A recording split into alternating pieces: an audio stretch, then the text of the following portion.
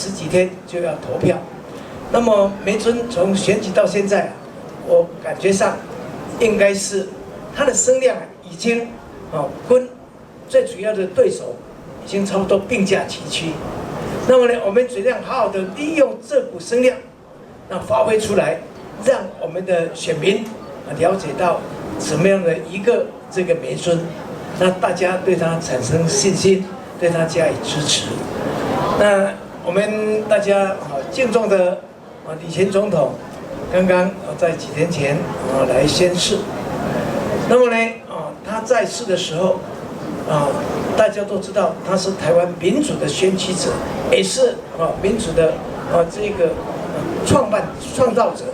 那今天呢我们回顾起他当时一再强调说，台湾的民主要稳健的前进的话，一定希望两党能够互相制衡，不能一党独大。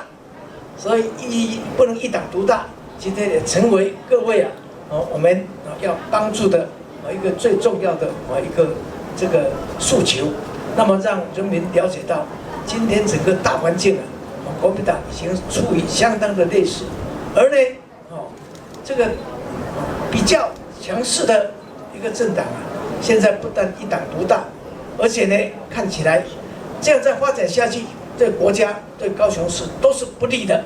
所以希望我们的所有选民体认到这样一个情势的一个状况，那大家反而都更加来支持栽培这个梅尊。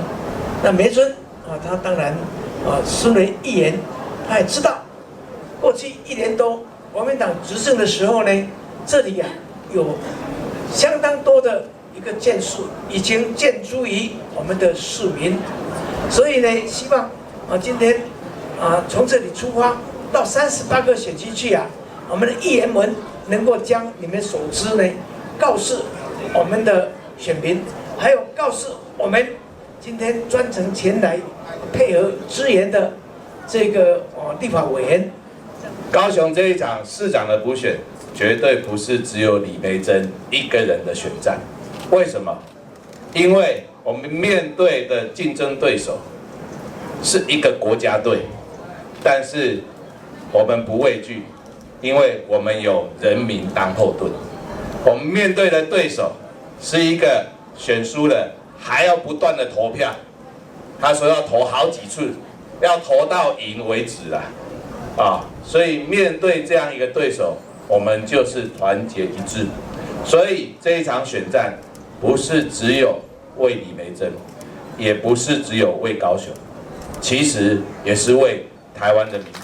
当市长就是要行销我们的高雄，所以今天我拜托我们所有的立法委员来帮梅珍一起来行销高雄。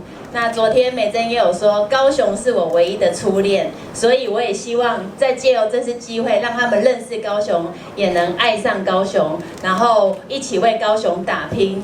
那其实民进党的嚣张并不可怕，可怕的是大家的沉默。所以我们这一次就打陆军陆战，把大家的票吹出来，好不好？好。那我们在这次就要问大家看，穿着我的那个 Keep Going 的衣服，看起来非常的年轻，也非常的真诚。所以我们要用我们的真心换民进党的假包装，好不好？好，我来报告。立委挺高雄，李梅珍加油！李梅珍动算，李梅珍动算，梅珍李梅珍动算李梅珍。好，感谢。